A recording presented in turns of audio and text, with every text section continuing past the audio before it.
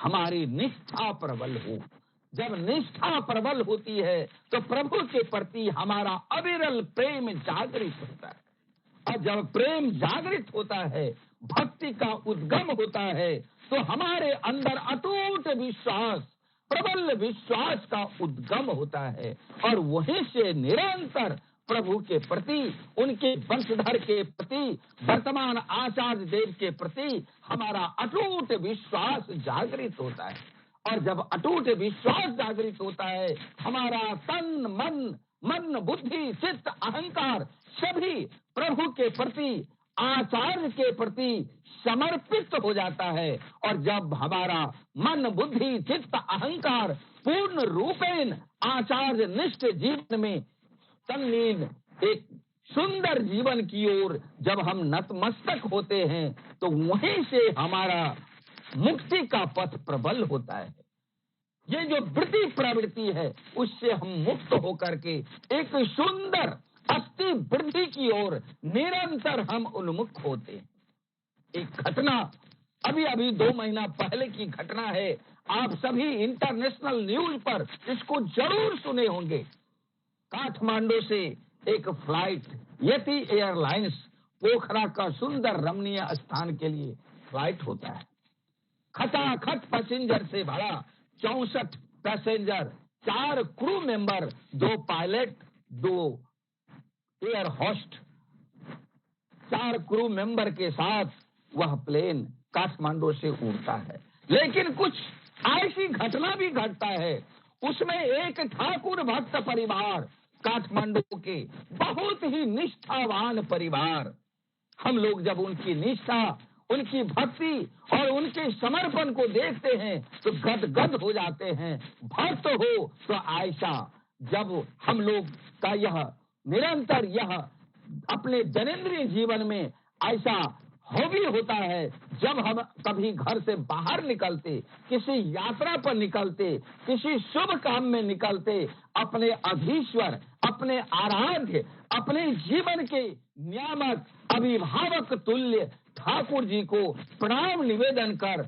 उनसे आशीर्वाद लेकर, उनसे आज्ञा लेकर हम लोग अपने घर से गंतव्य की ओर प्रस्थान करते हैं। उसी क्रम में गाड़ी पर सारा सामान लोड हुआ, क्योंकि वह दाम्पत्य का मैरिज एनिवर्सरी काठमांडू से नहीं, वह पोखरा में होटल बुक करा रखी थी, क्योंकि इस बार उनका 25 मैरिज एनिवर्सरी, और इस खुशी में वह दाम्पत्य परिवार पोखरा के एक सुंदर होटल में सारी व्यवस्था कर रखा था, जो इस बार का 25 मैरिज एनिवर्सरी पोखरा में मनाया जाए। और इसी की तैयारी के प्रांत उसी यति एयरलाइन के फ्लाइट का टिकट उस दाम्पत्य का भी। और जब उन्होंने घर से फ्लाइट के ठीक पहले जब घर से प्रस्थान करता है, उनके जो व्हीकल है, उस व्हीकल में घर के जो भी जरूरी सामान उनको ले जाना था, सारा सामान रखने के बाद, घर के सारे मेंबर उस गाड़ी में बैठने के बाद, जो उनकी सहधर्मिणी और उनके पति दोनों जाते हैं ठाकुर जी के पास, बच्चे लोग सभी जाते हैं ठाकुर जी के पास, ठाकुर जी को प्रणाम निवेदन करते हैं, प्रणामी चढ़ाते हैं, आदेश लेते हैं, जो हे प्रभु हम लोगों की यात्रा सफल हो, आप हमें आज्ञा दे कि मैं अब पोखरा के लिए प्रस्थान करूं। सभी प्रणामी करते हैं, लेकिन उनकी सहधर्मिणी का नजर ठाकुर जी के छवि पर पड़ता है, देखता है, वह देखती है ठाकुर जी के छवि के ऊपर चेहरे पर कोई काला नुमा दाग लगा हुआ है। उसका मन नहीं मानता प्रभु को ऐसी स्थिति में छोड़ करके वह पोखरा के लिए रवाना हो। वह दौड़ करके जाती है, एक सुंदर साफ तौलिया रखा हुआ, वह पेटी से वह अलमारी खोल करके वह सुंदर तौलिया निकालती है, एक गिलास सुंदर शुद्ध पवित्र जल लेती है, उस तौलिया में थोड़ा सा जल को छिड़काव करके प्रभु के छवि को, चेहरे को वो साफ करना शुरू कर देती है। जितना साफ करती, कुछ देर के बाद देखती है जो साफ हुआ कि नहीं, लगता है जो पूरा तो साफ नहीं हुआ, वो फिर साफ करती है। इधर घर के सारे मेंबर गाड़ी में बैठ करके हॉर्न दबा रहा है, जो जल्दी करो, तुम क्या कर रही हो, प्लेन छूट जाएगा, प्लेन उड़ जाएगा, जल्दी आओ। लेकिन यह तो मस्त है, यह तो ठाकुर जी को, अपने आराध्य को मुंह में यह कालूनुमा दाग, यह दाग को छोड़ करके जाने के लिए कदापि इनका मन नहीं मार रहा है। यह बार बार छवि को साफ करती है। बहुत देर के बाद उसे लगता है जो अब प्रभु का छवि बिल्कुल साफ हो गया, वाह अब साफ हो गया। वह प्रणाम करती है, दौड़ करके वह गाड़ी में जाती है, बैठती है, ड्राइवर गाड़ी स्टार्ट करते हैं, भागते भागते एयरपोर्ट जाते हैं। जब एयरपोर्ट पहुंचते हैं, काठमांडू एयरपोर्ट टेकअप के लिए, पता चलता है बोर्डिंग तो प्लेन का हो गया, प्लेन तो अब रनवे पर चला गया, यह प्लेन तो छूट गया। फिर वहां बोर्डिंग में उसे रिसेप्शन में संपर्क करता है, यति एयरलाइंस के रिसेप्शन में उसे कहता है प्लेन तो अब रनवे पे है, अब इस प्लेन में तो आपको संभव नहीं, इसके जस्ट 1 घंटा के बाद दूसरा प्लेन यति एयरलाइंस का है, मैं उसमें डाइवर्ट कर देता हूँ। वो लोग सभी एयरपोर्ट में बैठ जाते हैं दूसरे फ्लाइट के इंतजार में। ठीक 20 मिनट के बाद एयरपोर्ट में जो बड़े बड़े स्क्रीन टेलीविजन का लगा हुआ, सारे टेलीविजन में यह समाचार प्रकाशित, निरंतर कोलाहल मच जाता है चारों ओर। अभी अभी जो यति एयरलाइंस का प्लेन फाइट हुआ, वह पोखरा एयरपोर्ट पे लैंड होने से 5 मिनट पहले भेरी नदी में वह क्रैश हो गया, पूरा प्लेन जल गया और एक भी यात्री नहीं बचता है। चारों क्रू मेंबर के साथ 64 के 64 यात्री सभी के सभी ध्वस्त हो जाते। यह समाचार सुन करके वह दाम्पत्य परिवार एक दूसरे को गले लगा करके रोना शुरू करते हैं। हे परम पिता, हे प्रभु, हे वशिष्ठ पाली, हे प्राण दाता, आप आज हम लोग 25 मैरिज एनिवर्सरी मनाने के लिए जा रहे थे, लेकिन आपको पता था जो आज यह प्लेन दुर्घटना होने वाला है, इसलिए आपने ऐसी दिव्य लीला किया और आज हमारे पूरे परिवार को आपने रक्षा किया। प्रभु, हे प्रभु, आप धन्य हैं, आप प्रत्येक मनुष्य के प्राण रक्षक हैं, आप सबके वशिष्ठ पाली हैं, आप सबके सत्तापोषी हैं। आवश्यकता है भाई उनके प्रति हमारा अटैचमेंट, उनके प्रति हमारा लगाव, उनके प्रति हमारा निष्ठा, उनके प्रति हमारा अटूट विश्वास कि हमारा जीवन निसंदेह सुरक्षित, सुकेंद्रित और सुनियंत्रित हो सकता है।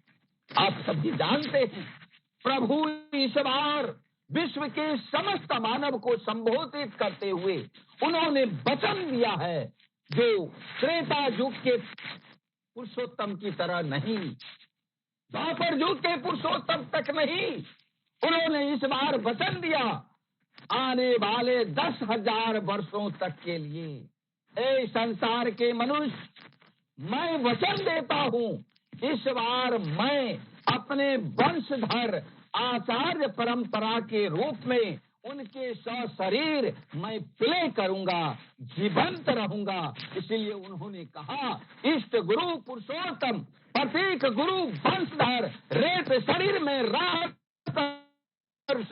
जीवन। वह किस प्रकार परम पूज्यपाद आचार्य देव वर्तमान परिवेश के सबसे ज्योतिर्मान पुरुष, सबसे सुंदर पुरुष,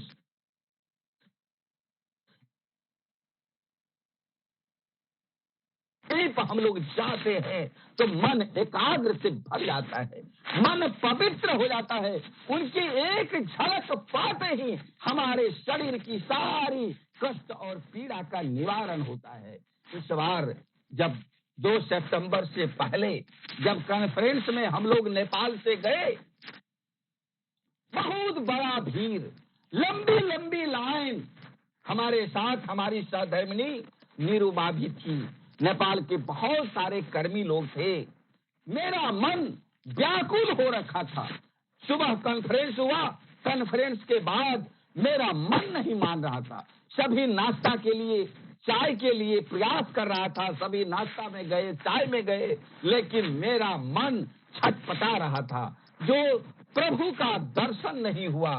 अगर प्रभु से इस बार 2 टूक खाली मेरा कम से कम प्रभु इतना पूछ दे, चौरसिया दा क्या समाचार है, आप कैसे हैं, तो मेरा जीवन सार्थक होगा। क्योंकि परम पूज्यपाद वर्तमान आचार्य देव से मेरा जोगाजोग वार्तालाप नहीं हो पाया। पूजनीय बबैदा के रूप में तो कई बार घंटों घंटा वार्तालाप हुआ है, लेकिन परम पूज्यपाद आचार्य देव के रूप में मेरा वार्तालाप नहीं हो पाया है।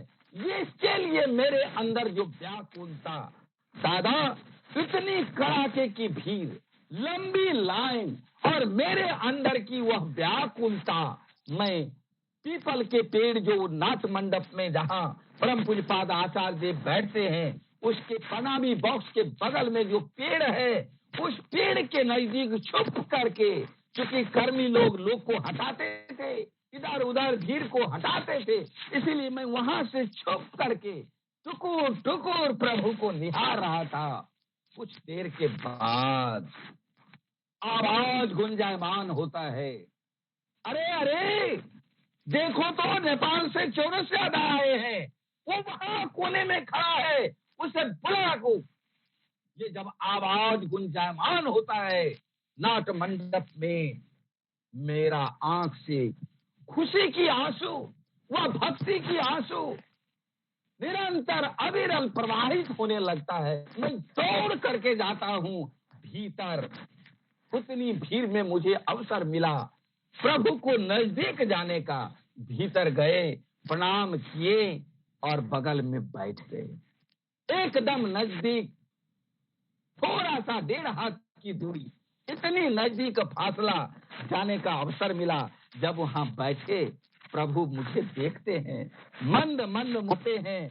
मैं डरा हूँ, भयभीत हूँ, जो मेरे मन में क्या क्या चल रहा था। प्रभु को कितना कष्ट हुआ होगा, कितना पीड़ा हुआ होगा। प्रभु लेकिन पूछते हैं, चौरसिया दा आपको आने में इस बार कुछ ज्यादा असुविधा हुआ है, रहने में भी असुविधा है। यह अंतर्यामी दूरदृष्टा पुरुष एक एक हम लोगों के गतिविधि एक्टिविटी को वह निहारते रहते हैं। और उन्होंने जो कहा, रात भर हम सो नहीं पाए थे, क्योंकि 2 बजे रात तक रहने की व्यवस्था में ही भाग दौड़ कर रहे थे। कभी घंटा घर जा रहे थे, कभी इस होटल जा रहे थे, कभी वहां जा रहे थे, कहीं रहने की व्यवस्था नहीं मिल रहा था। लेकिन अचानक ऐसा हुआ, जो 2 बजे रात में बरदा बारी के जस्ट नजदीक एक माँ की मकान है, वो अचानक उस मकान मिल गया और 2 बजे रात में हम लोग पति पत्नी उस मकान में शिफ्ट किए। तो रात भर जो भाग दौड़ हुआ था, ये प्रभु को पता था और इसीलिए उन्होंने कहा, चौरसिया दा आपको तो बहुत असुविधा इस बार हुआ है।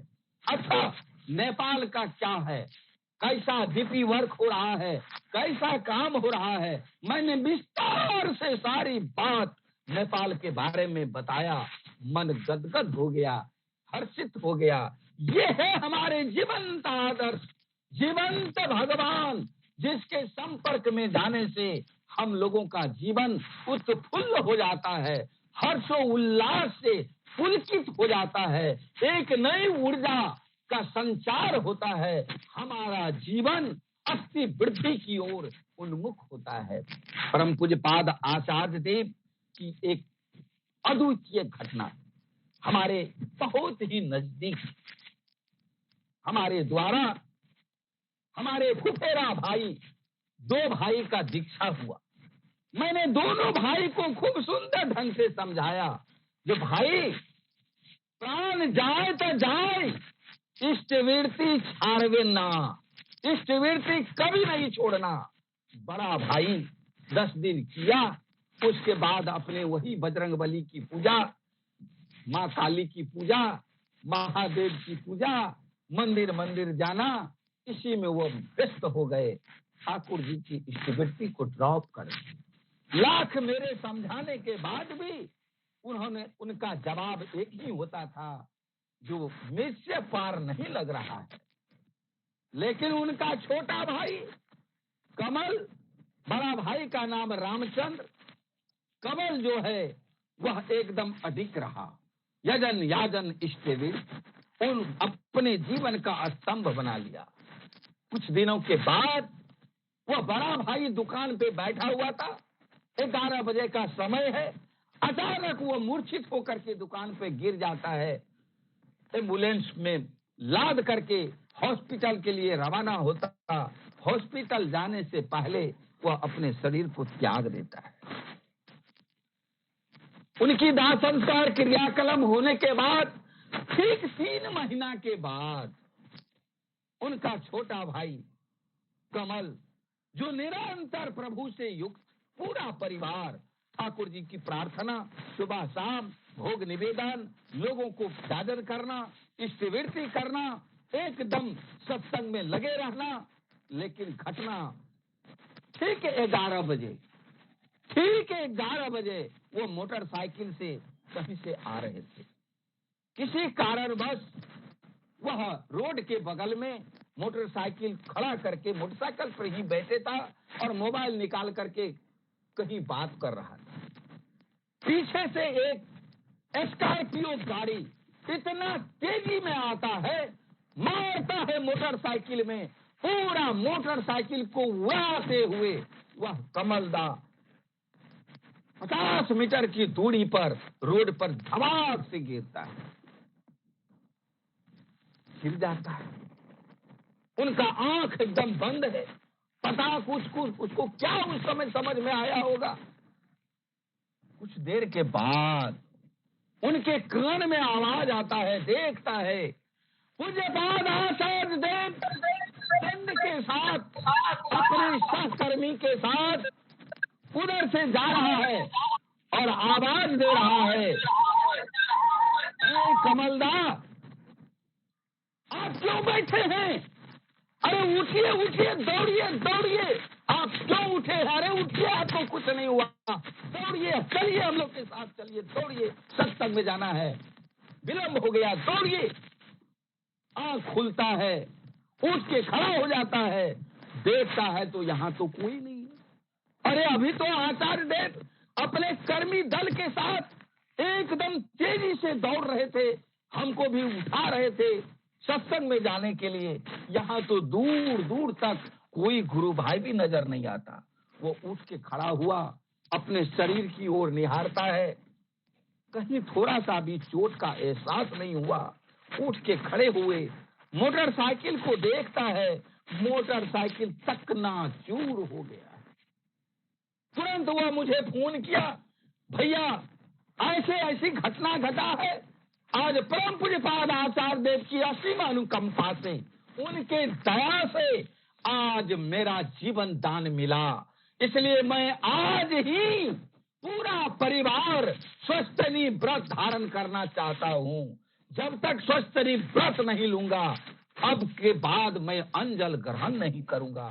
संजोगतः आज मैं चाय तक भी नहीं पिया हूँ। मैंने तुरंत संपर्क किया और उनका स्वस्थनी, पूरा परिवार का स्वस्थनी शिक्षा हुआ। ये है हमारे परम पूज्यपाद वर्तमान आचार्य देव, किस तरह से दूर बैठे, अगर प्रभु के प्रति किसी का गंभीर विश्वास हो, निष्ठा हो, यजन याजन इष्टवृत्ति उनके जीवन का मूल नियामक हो तो उनकी इच्छा शक्ति अस्थि वृद्धि का पथ निरंतर प्रश्न करते रहते हैं परम पूज्यपाद श्री श्री वर्तमान आचार्य। एक और घटना मुझे याद आया, लेकिन समय का अभाव है। मैं देखता हूँ 3 मिनट मात्र समय बाकी है।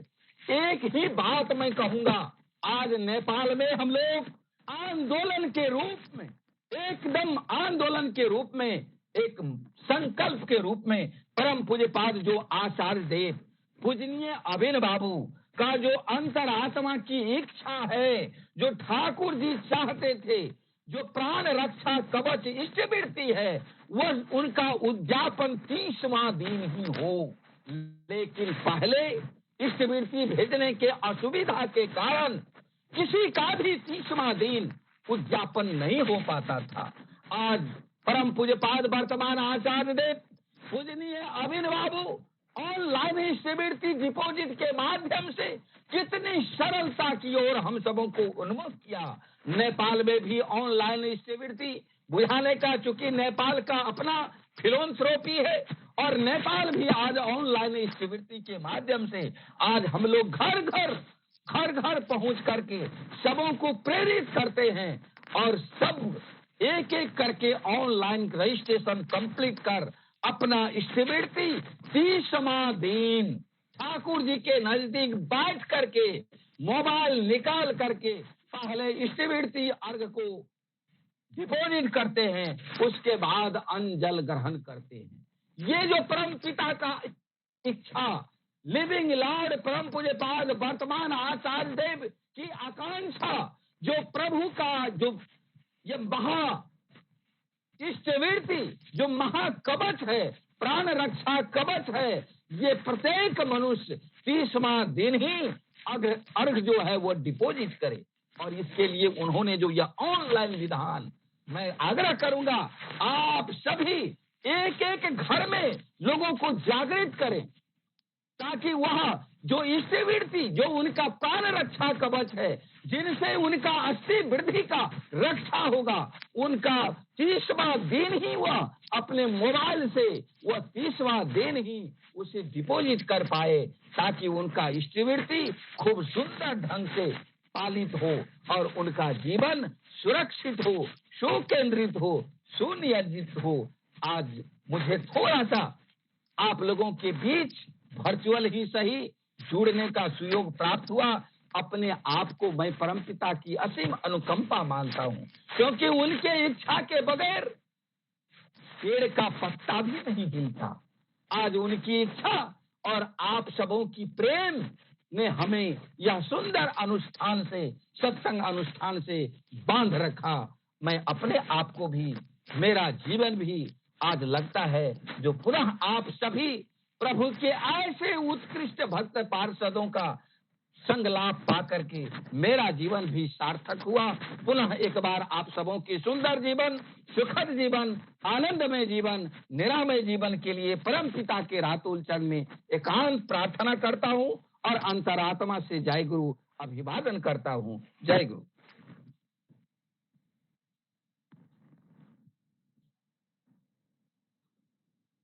जय गुरु। जय गुरु दादा, जय गुरु। बहुत अच्छा दादा, क्या बताऊंगा, इतना बढ़िया ढंग से अब इस प्रसंग क्या है, हम लोग सभी बहुत समृद्ध हुआ है दादा। और परमपिता का रातुल चरण में आपका सर्वांगीण मंगल प्रार्थना करता हूँ दादा। और इष्ट प्रसंग सुनने का आशा में रहता हूँ दादा। नेक्स्ट फिर और एक दिन आपका इस प्रसंग सुनेगा दादा। भाद्र महीना जाने के बाद फिर एक दिन इस प्रसंग सुनेगा। बहुत सुंदर, जब बोलेंगे मैं जुड़ूंगा जी। इस महीने में आप तो बहुत व्यस्त है, हम जानता है, फिर भी श्रद्धेय अरिजीत दा आपसे कांटेक्ट किया था, बहुत अच्छा लगा दादा। जय गुरु। जय गुरु। जय गुरु। जय गुरु। जय गुरु दादा। जय गुरु दादा। थोड़ी देर आप लोग जुक्त रहेगा दादा। अभी जय राधे परिवेशन होगा। श्रद्धेय सोमेश्वर। जय गुरु। जय गुरुदेव। जय गुरु।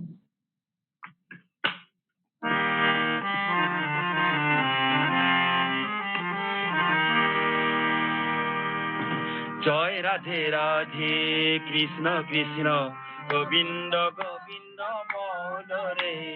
जय राधे।